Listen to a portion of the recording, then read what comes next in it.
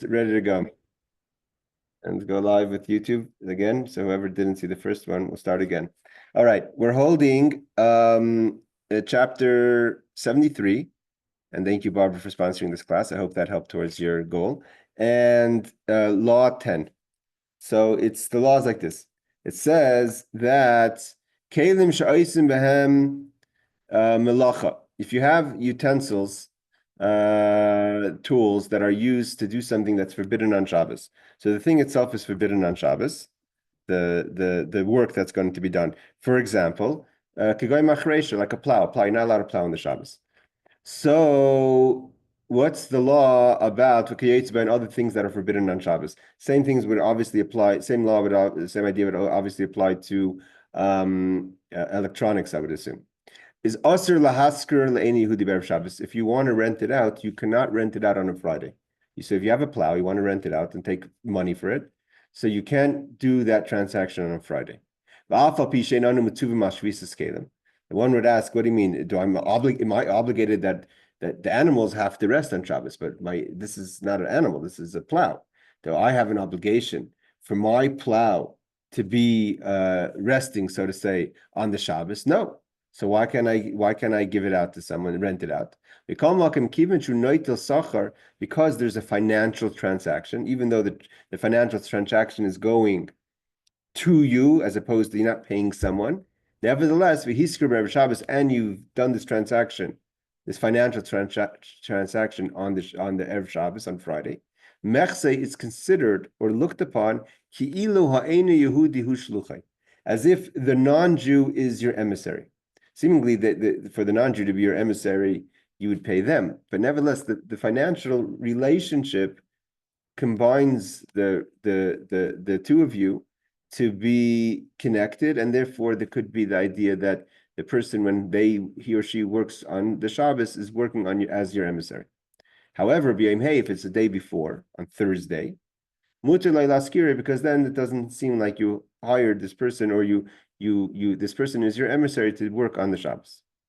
What about if you want to lend it to the person, not in a rental? There's no financial transaction. You're just lending it out. Shabbos. Then even on the Friday, it's okay. Even even if it's vessels or tools that you do work with it, nevertheless, it's okay if you lend it because there's no financial transaction. Therefore, it's not considered as if the person is your emissary. But hold on, Aaron. But there is one condition: the non-Jew, the Gentile, cannot come on the Shabbos, means Friday night after sunset, and pick up that borrowed tool. And hold on, so let's finish the connection here.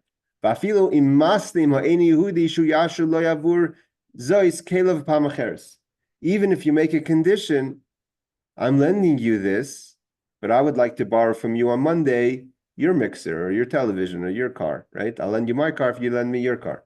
So then, even though there's some sort of transaction, it's not a free loan. There's something you're getting in return, but the person's not paying you a renting.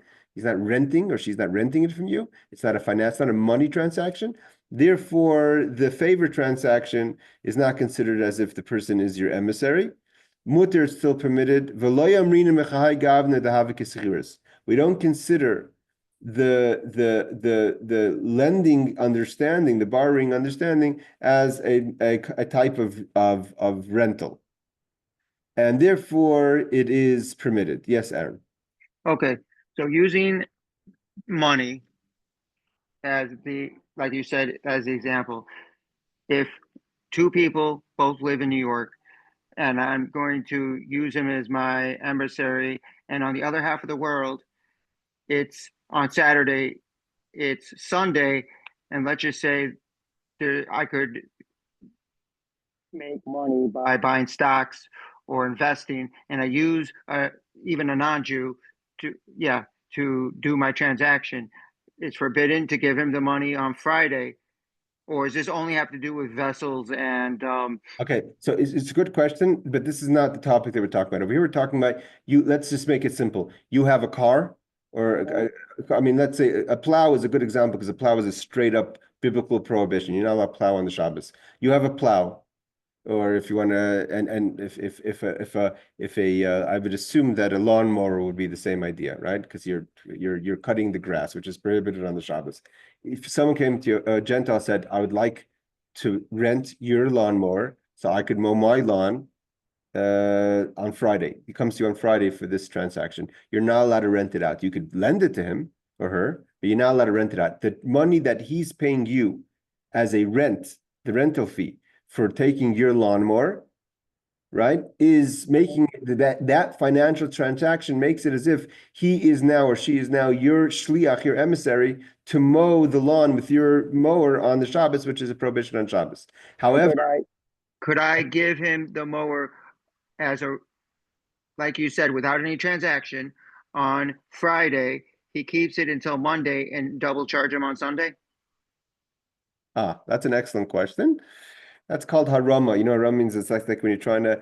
That's a good question. We're going to see about how the transactions have to work, because there's a problem of havla. You're definitely not allowed to take money for Friday, anyways. Even if you were to sign a contract for someone and say, I'm renting you this and this for 365 days, it's $10 a day, and therefore you owe me $3,600 because you paid for 365 $10 a day, means each day is spelled out. That's prohibited in any situation because it's called, then you see a clear transaction that's being done on the Shabbos. But if you're to say, you could rent it for me for a year for $3,600, even though technically it works out to $10 a day, nevertheless, it's called Bahavla. You never spelled out per day. So there's no dollar per day kind of charge. It's a monthly or yearly or weekly charge, or 48-hour charge is also okay.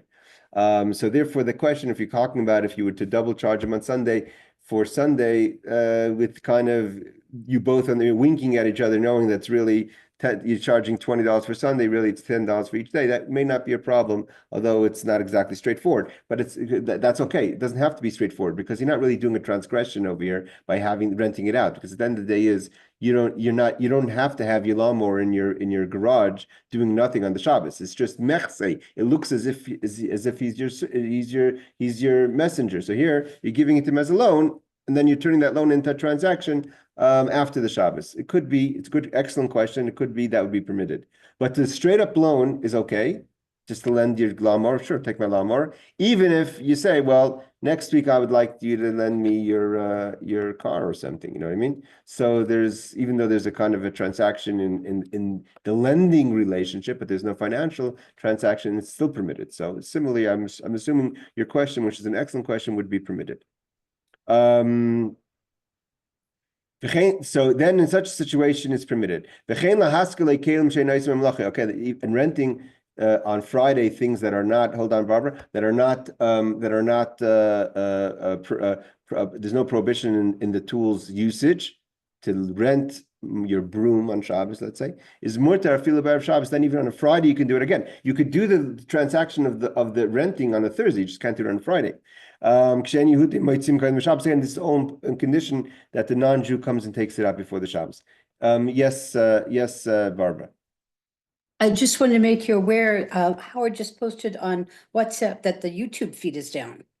Yes, because that is because I had to change the YouTube. So let me hold on while we're doing all the sorry, the small mistakes turn into big. But hold on, I'm gonna post. Let me see if I can do this while we're not to take up too much time of our studying here.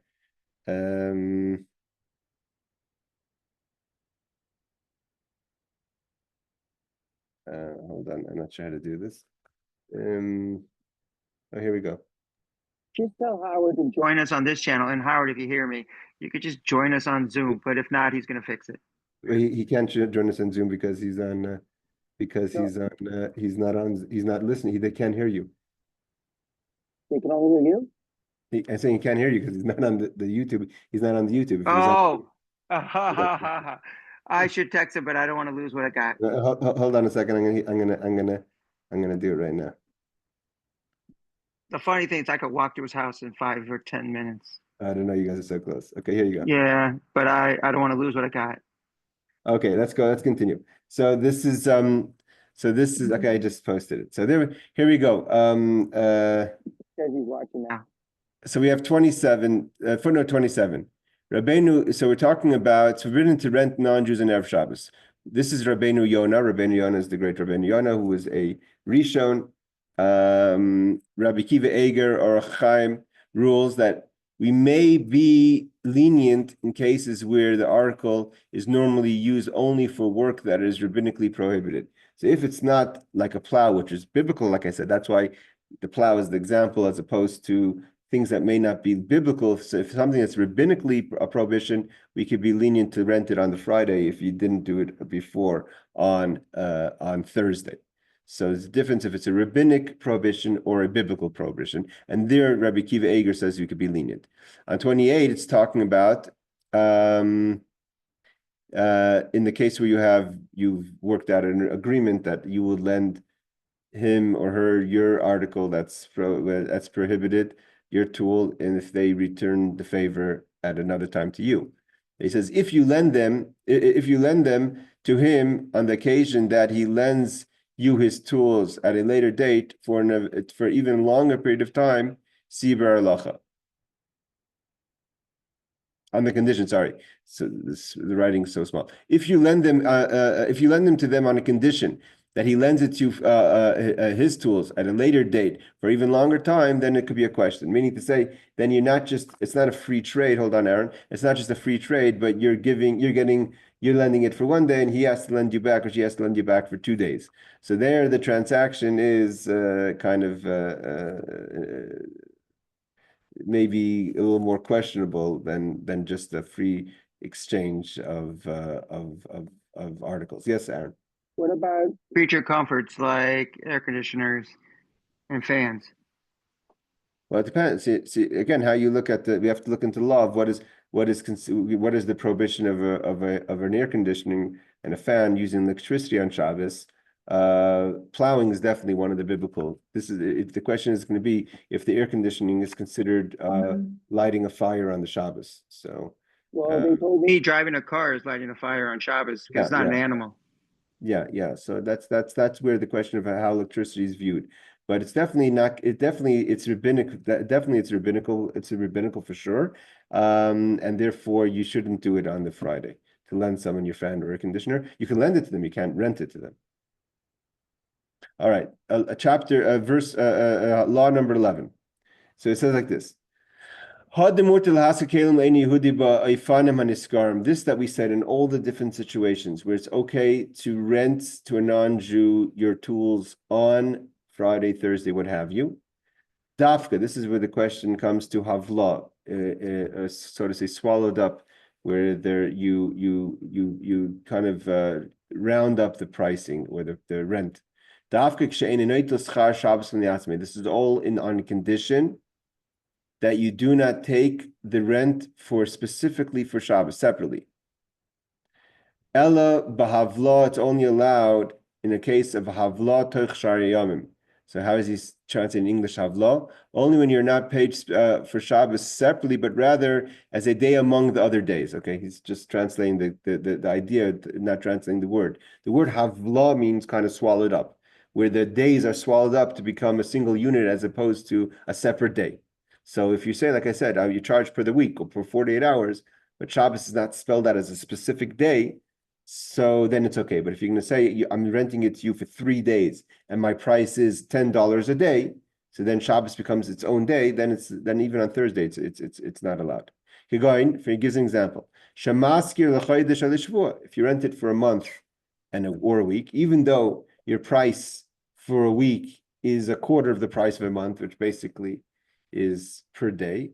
Nevertheless, it's not contracted that way. This is my price per week or per month. I feel even 48 hours is okay. I call gimel yamim or 3 days. If 2 days is okay, then of course 3 days is okay. Shabbos from the outside, but to take rent per day, aser litol, that's not allowed. Therefore, if you own obviously this is a much more complicated law, how it comes into partnerships, but straight up to own a car rental place and rent it per the day, because car rentals do have weekly options. But if it's rented where, the contract clearly says it's a day price, that would be a problem. Of schar Shabbos b'fnei atzmi asur lita. You can't take Shabbos as a special day. Yes, Aaron. You can't own a car rental place as a Jew because if it's by the day, you would never make any money. Yeah, You got a yeah. lot of non-Jews. Yes, so I know that's why they have partnerships. You could do shutfim. There's ways around the problem. Shabbos businesses that are open on Shabbos that are, let's say, if it gets into these are complicated laws also. Even if you shut down the business and no one's working there, the guy still has your car. No, I know what you're saying. I know exactly what you're saying. I'm saying that so there's ways around that if you have a non-Jewish partner. So then the non-Jewish and we there's an idea of partnership, but where you have a partnership, and as long as you don't spell it out, I'm taking Sunday versus what you're taking Shabbos. But they have this idea of partnerships that get us around the Shabbos problem, because the same thing would apply to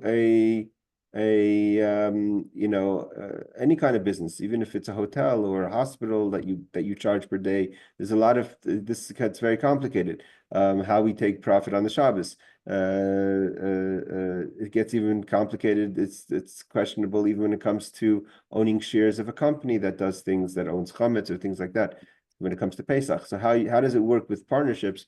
That's a subject on its own. But the straight working, the same rules apply when renting to a Jew, because I know this. I might have brought it up once. There's a kosher hotel in Borough Park that mostly, I don't know if anybody but Jews use it, and they're renting on Shabbat.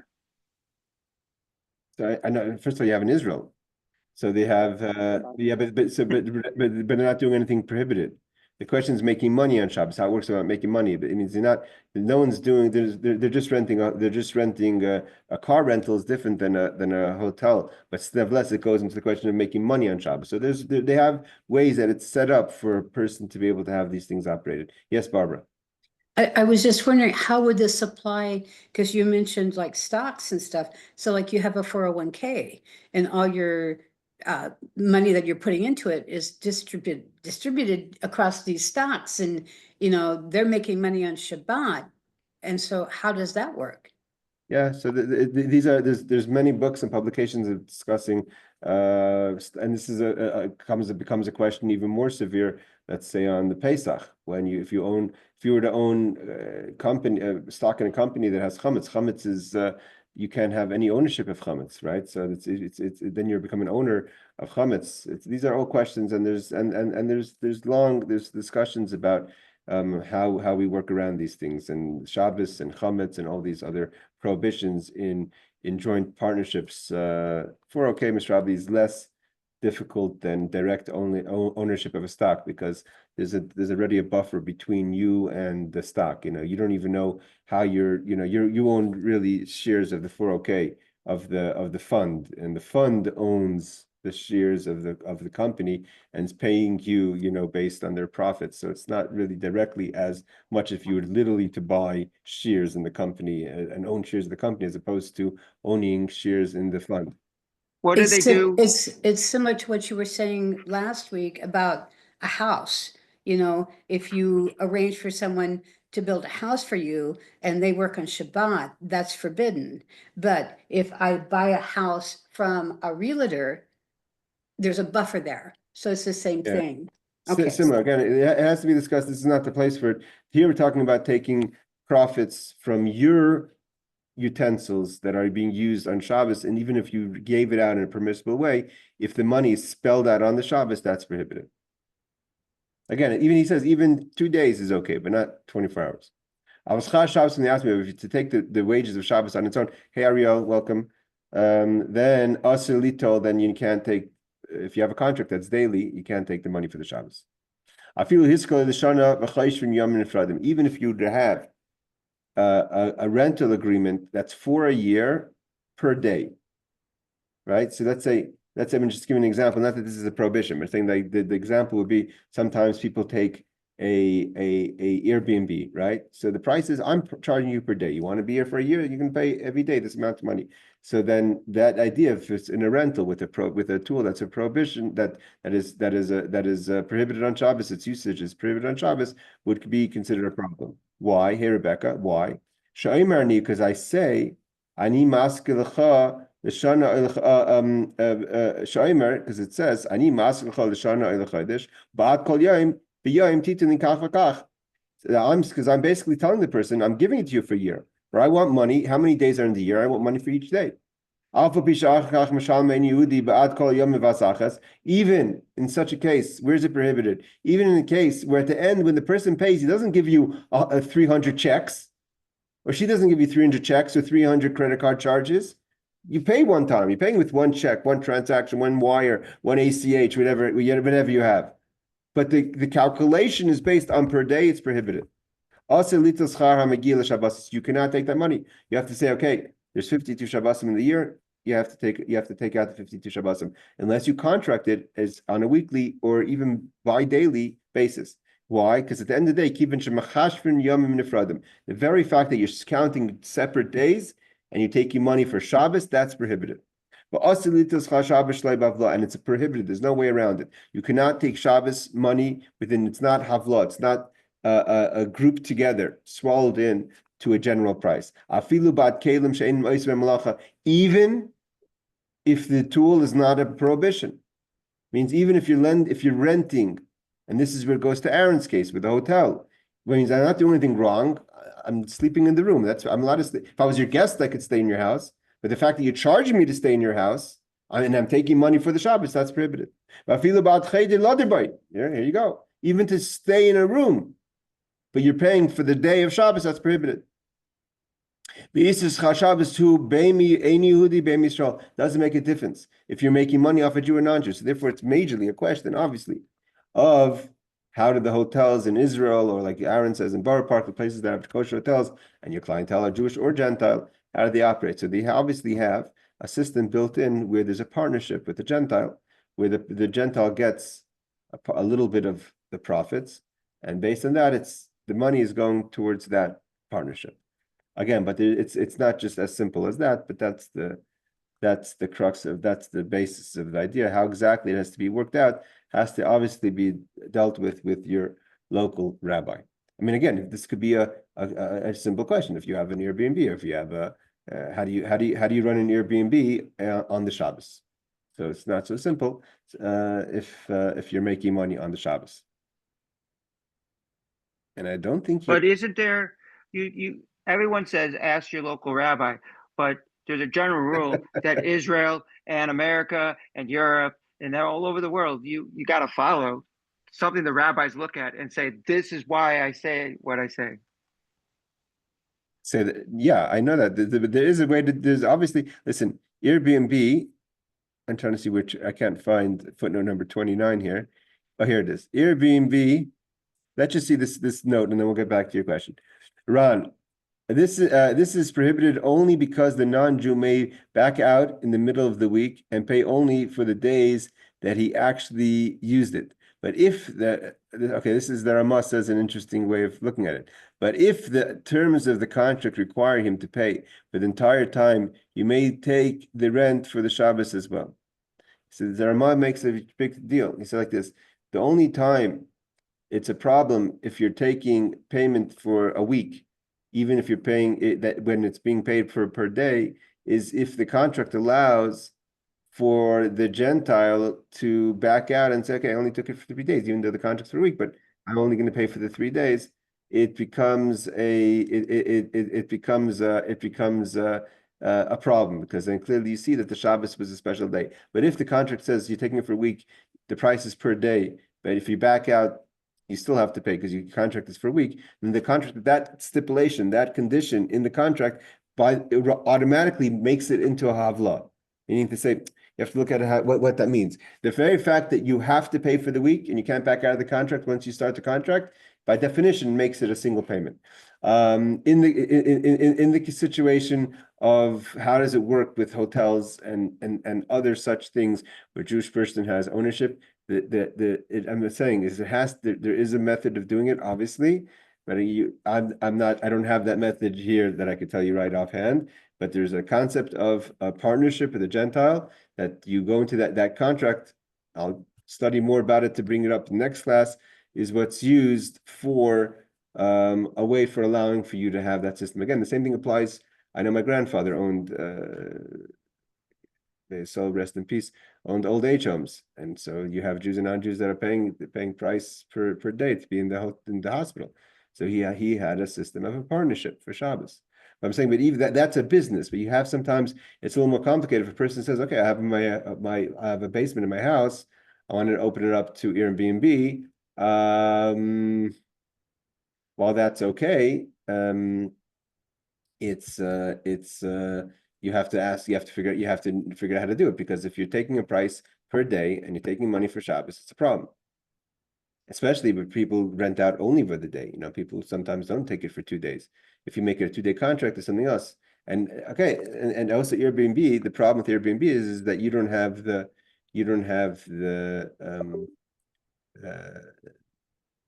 not setting up the contract. The contract is being done by Airbnb. So again, What happens? When you get sick and you get thrown in the hospital on Friday or Saturday, and you're paying for a room, even though your insurance is kind of paying for it, but you pay the insurance. No, that's different. That's different when yeah, Pikuach Nefesh Liora asked the question. Pikuach Nefesh is only if it comes to you suddenly, like an emergency room, is different than if a person puts their parents into a old age home. That's you can't say that you, when you have the time to organize it halachically, that you could use the clause of Pikuach Nefesh. It means even if the person needs to be in an old age home, but the very fact that you sign any other contract, you have to be able to set it up in a way that's permissible on Shabbos and not use the clause of Pikuach Nefesh and say, well, I'm going to get paid for Shabbos. And also Pikuach Nefesh is that you have to take care of the person. Doesn't mean you have to get paid for it. But Aaron, again, your question about going to the hospital, you're paying them, not that you're being paid for. We're talking about a case where you're the owner. Yeah, So so you're the For the hospital, you're taking in patients. Exactly, that's the same thing as an old age home. So again, an emergency room is something else. But as far as I'm trying to remember, I think even Israel has a thing called terem. Terem is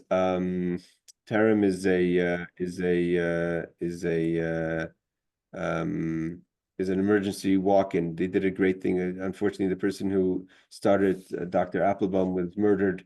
I remember this clearly in the German colony many years ago in the Second Intifada, the night before his daughter got married. Horrible story. And he opened up in Jerusalem, I think 2 or 3 or maybe more places called Terem, which is an emergency centers, walk-in emergency centers with quality workers, etc. And they are open on the Shabbos, I believe. Of course, I think I was there on Shabbos. I don't believe you've given any information. Like even if you're on the insurance, I don't think they process the insurance information on Shabbos. And I think either after Shabbos, could be you have to come in. I don't know the details, but obviously, again, it has to be worked out in a way with the partnership. The fundamental idea is the partnership. A partnership with the Gentile is permitted, and even if the Gentile is taking money for the Shabbos and you're taking against that money in the week, as long as it's not stipulated like that you take Shabbos, I take Monday. But if you figure out a way to kind of just say that 50% is yours, 50% is mine, even though, and the same thing applies to other laws, for instance, a convert who inherits something from his parents or her parents in inheritance, and there's things that are prohibited for you to have. Let's say wine. Let's say your parents own. Let's say you have a Gentile. Your parents are Gentile because you're a convert, and you inherit your family estate, your parents' estate, and in it there's a value of, let's say, a few cases of wine. It doesn't have to be huge value, and you say, well, you take the wine because I can't drink non-kosher wine, and I'll take in the place, the vegetables or the pillows, whatever it is, so that you can't stipulate it like that. But there's ways around it where it's kind of havla, it's kind of, grouped together. In a grouped together situation, even though at the end of the day, you're getting value based on the person taking for the Shabbos or the non-kosher, it's okay. But that's in a case where there's a proper partnership. What I'm saying it's a little more complicated is where you don't really have a partnership. I mean, it's not that the Gentile is an active partner. You're just bringing that Gentile in for the Shabbos, and that obviously has to be enough of a transaction. That's what I'm saying. You have to go to the rabbi. It's exactly how do you do that, because it's not a proper partnership in honesty. I mean, it's not like the person works with you, has an office in your building, is part of the decision making. It's just a paper. It's just a makeshift kind of partnership. But that relationship allows for you to be open and function on throughout the Shabbos. So is there rabbis at each city that specialize in business like Yeah, this? I mean, like I said, there's methods of doing it, and just your rabbi will help you set that up. My local. I mean, if I went to my local rabbi, he's not specialized in every law in this. I know. I can't give you the answer for that. That's not something I have experience in. But I know that if I needed to, I would study what I have to do. Your rabbi, first of all, may know it, and if he doesn't know it, he would guide you how to go about finding out how to do it. But again, see, it's not, because of things today have changed. Like we learned last week about sending things, buying Amazon Now or Amazon Prime, things that the Gentiles definitely has to deliver it on the Shabbos, where it becomes, a FedEx that's 24 hours, it has to be delivered on the Shabbos. That's a problem. So once upon a time, it applied to people that had businesses. So, that business, when a person sets up a business, so you do all kind of things. And one of the things is you have to make sure your business is kosher, meaning to say it's permissible for Shabbos or for other questions that you have. Today, it's very easy for people to set up income on things that are not really a business, like an Airbnb. If you have a basement or a room, what have you, that you figured it's simple enough to do Airbnb. And today, it's not just like, it's not a proper business, but the fact is it is a business because it's a transaction. You're making money for the Shabbos. You need to speak to someone to find out how do you run your Airbnb on Shabbos. You could also just not be open on Shabbos, right? You could have, I don't take customers on Shabbos. That's simple. But if you want to be able to take the customers on Shabbos, you have to speak to the rabbis to figure out how it's done. What about I'm just bringing this up because this happens a lot. Catering, because the caterer are kiddush, and they're making money for the kiddush. Well, so you have to remember there's two different things here. If you're paying first of all, to have someone, again, we talked about, so if someone's just cleaning up and serving, there's nothing being done on Shabbos that's prohibited. You're not getting paid for the if you're getting paid beforehand, and if you're doing just bringing the food, so you're getting paid on Friday. It's like anyone who sells food for Shabbos. What's the difference if you go to the store that sells kugel that you're going to eat on Shabbos, or if the shul buys kugel that you're going to serve on Shabbos? You bought before Shabbos, it's fine. The question is, if you have a catering, you're getting paid for the event as opposed to being paid for the food. But again, your rabbi should be able to have that the contract is set up in such a way that's permissible on Shabbos. But these are all good questions. All right, let's just go into a little bit of the next laws, and we will just start with these and open to questions. These are three or four laws, but of a complicated subject, which is traveling on public transport on the Shabbos. So obviously there's planes, trains, and automobiles, but there's also boats, etc. No, don't forget we have in Brooklyn bicycles that have a spot for like elderly people taking. And Okay. the guy bikes you. Oh, okay. With like a carriage. Or you can have the horse and buggy in Manhattan. So like this. Ein mafligin besfina al hayam pachas mishloishes yom kedem Shabbos. One cannot get on a ship traveling any time that's within 3 days of Shabbos. From Wednesday onward, asr is prohibited. Aval im hoylech dvar mitzvah, but if it's a mitzvah, not just a cruise or just business, it's permitted. I feel Erev Shabbos even on Friday to get on a boat. Now, a lot of boats leave on Friday. So if you're taking a cruise, etc. What's the prohibition? I don't get it. Because you left before Shabbos. So let's see right here. We look at footnote number 1. So as not to disturb the oneg, enjoyment of Shabbos, it takes 3 days to adjust and recover from sailing in the safety waters of the sea. Such voyages often upset one's system, and therefore, because it's not a prohibition of the violation of the Shabbos, it's the violation of the joy of Shabbos, the jet lag, so to say, of the experience of traveling on the Shabbos causes a disruption if you join Shabbos, and therefore you shouldn't do it. No alcohol in the system. One reason. Therefore, you shouldn't do it 3 days within the Shabbos. Yes, Barbara. Would this apply to flying as well, if you're gonna do air travel? So that's an excellent question. Where you do air travel that finishes before Shabbos, but it disrupts your Shabbos. So here it seems like the law is where the boat is going to be traveling for more than 3 days. It's not that you're getting off the boat on Thursday, but you're getting on the boat and staying on the boat for, let's say, a few weeks. But until you get settled into the boat, into your new habitat, so to say, it'll take you 3 days, and therefore your Shabbos won't be joyful. And that's why the mitzvah is permitted. To do something that's going to exhaust you on Shabbos, and that could apply not with jet lag. How many people are exhausted on Shabbos? Everyone's exhausted on Shabbos. You work a whole week, Friday you run around, you feel exhausted on Shabbos. Maybe you should say, the law doesn't say anywhere that you should start dialing down your hectic week. You should try, of course, everything you have to do with the joy for Shabbos. But here you're changing your habitat that you're going to be on in Shabbos is different, so to say, than to do something that's going to exhaust you, even though you've landed and come to your new place before the Shabbos. Okay, but now you're on the cruise. You're on 4 days before Shabbos, so you did everything correct.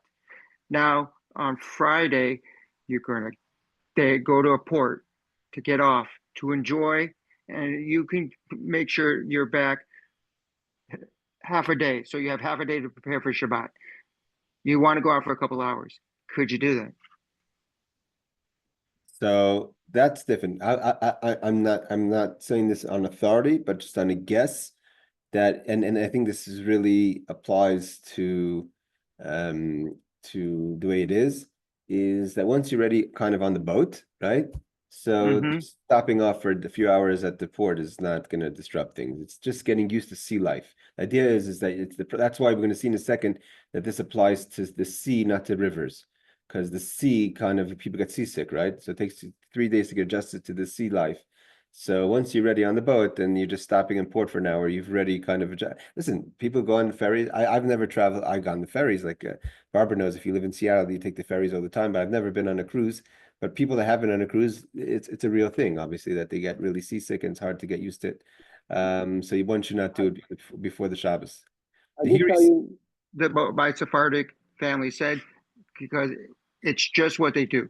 So I was told by them, and remember they're Sephardic, so Ashkenaz may have a different ruling, but on Friday you can't leave the boat.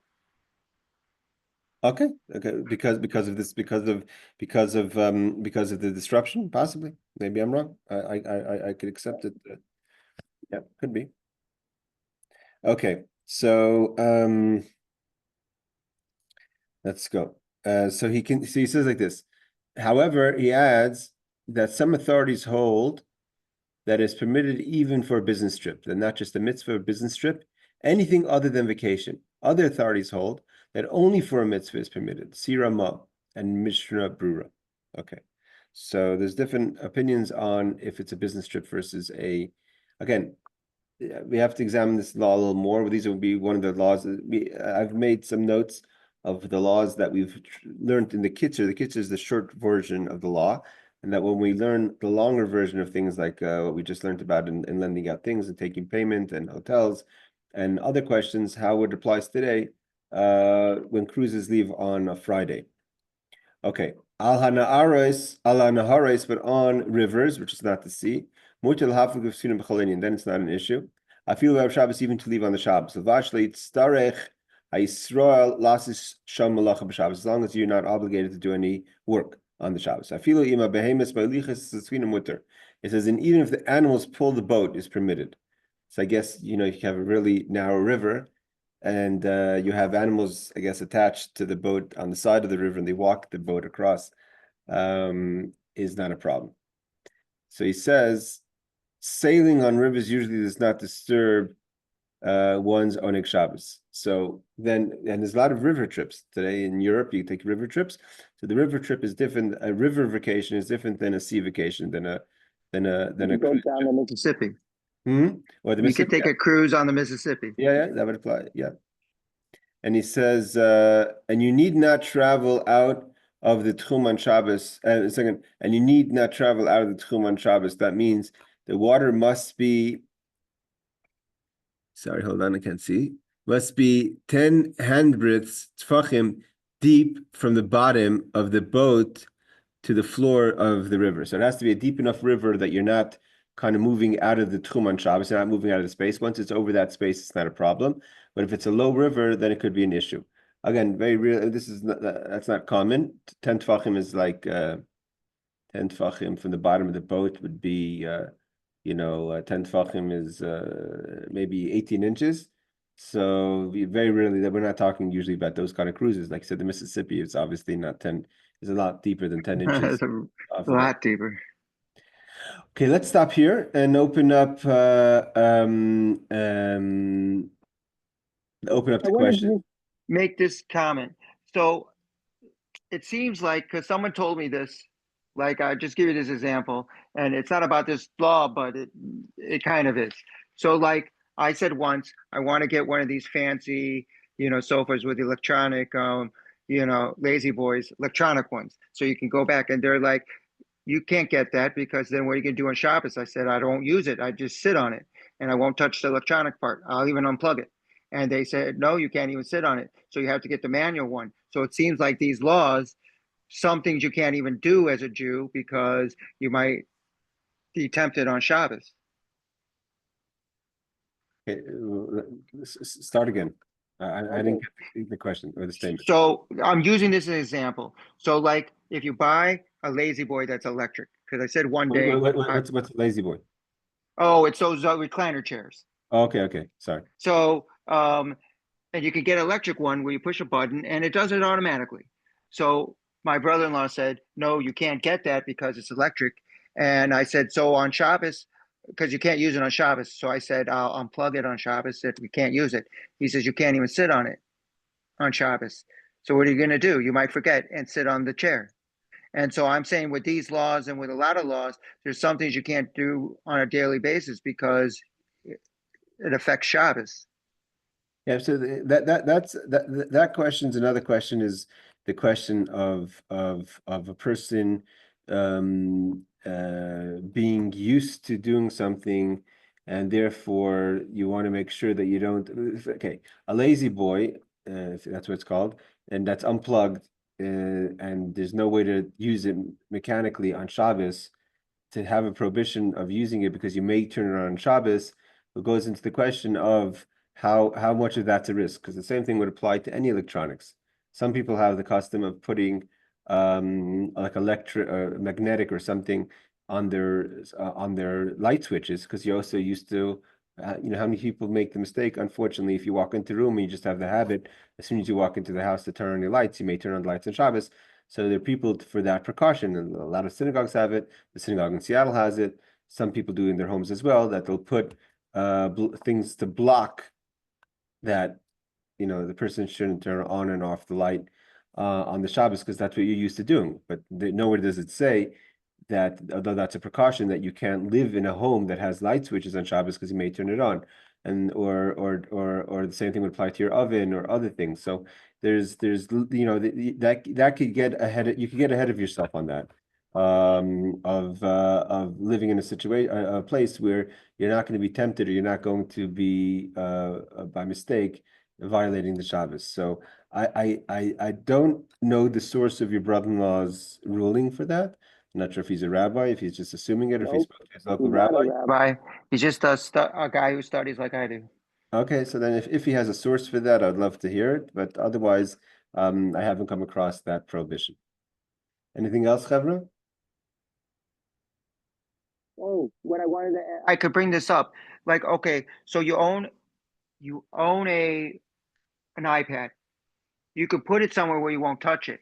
But he's saying you want to use your chair and you can't touch electronics. It's Musar. So the chair is Musar on Shabbos. So where are you going to put your chair to hide it? So you should get a manual one so you can actually enjoy it. See, the thing is like this, you have to ask yourself, if it's even a prohibition to sit on a chair that's unplugged, that has an electronic use. iPad only has a use of the violation of the Shabbos. People put them away in the drawers. The TV is only used in a way of violating the Shabbos. The computers, there's no way of using the computer without violating the Shabbos.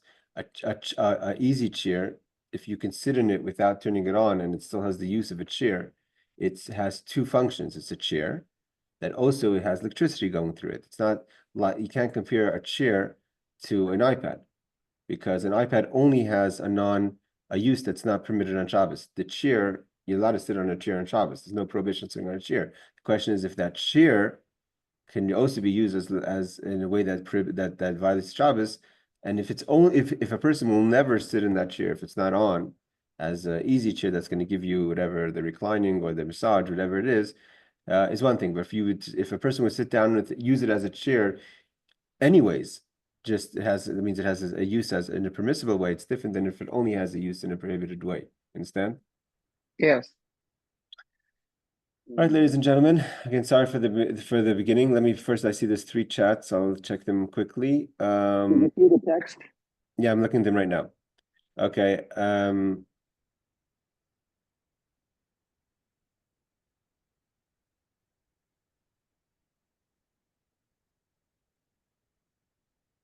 Your question about the pikuach nefesh on the second question, the pikuach nefesh of the kier. So of course the kier has to be done on Shabbos. That's not a question. But the question, it doesn't because you have to care for someone on Shabbos doesn't mean that prior to that emergency situation you shouldn't make it in such a way that is permissible on Shabbos. It means if you have a way to do something permissible, you're not allowed to do it in a way that violates the Shabbos just because when the Shabbos comes, it's going to be a situation of pikuach nefesh. It's very easy for you to set up a system where on Friday you've prearranged that the care for this elderly or sick person can be done in a way that doesn't violate the Shabbos. Pikuach nefesh is in a situation where you're facing the crisis right now. But if you're facing if you could prepare for the crisis in a way that permits you to and allows you to keep the Shabbos, that's something different. So I got the ruling out of the Hatzalah book on how to do things. So it said, going to an emergency, you do everything like you would normally because you want to get there timely, you want to get there safe, and you want to go and save the guy's life. But when you're done, we don't want you leaving the bus, the ambulance at that place because A, you may be miles, and B, then you would never do the work because then you'd have to come back later and pick it up. So they say on the way home, though, if you use your right hand to turn on the bus, so on the way home, you use your left hand. Do it in a way you wouldn't have normally do it, but don't drive backwards. Drive forwards. Yeah, and also Lior asked a question about if you're in a dangerous situation on the road. Again, anytime you're in a dangerous situation, then you're not supposed to place yourself in danger. So you would continue driving until you're in a place of safety.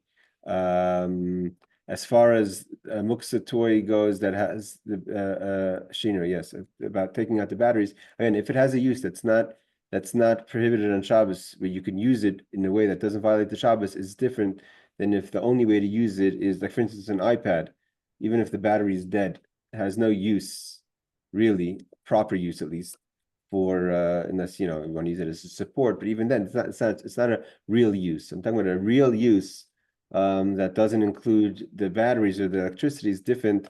Like I said, the chair, if the chair would not ever be used without the electricity being on, is different than if you could just sit down and have a conversation. And it would be nice also to have the massage while we're having that conversation, but it's not like a necessity. So if it has a usage, a chair has a usage to sit on. So to say that you can't have the chair in your house even because you can't hide it, even if you're not going to use it, I'm not even certain that you can't sit in the chair on its own without the electricity plugged in. All right, you ladies and gentlemen, thank you for joining again. If Aaron, thank you for bringing to my attention about the Zoom, and next time don't wait so long. Okay. Thank you, Rabbi. You're welcome. Take care. Bye, Latov. Thank you.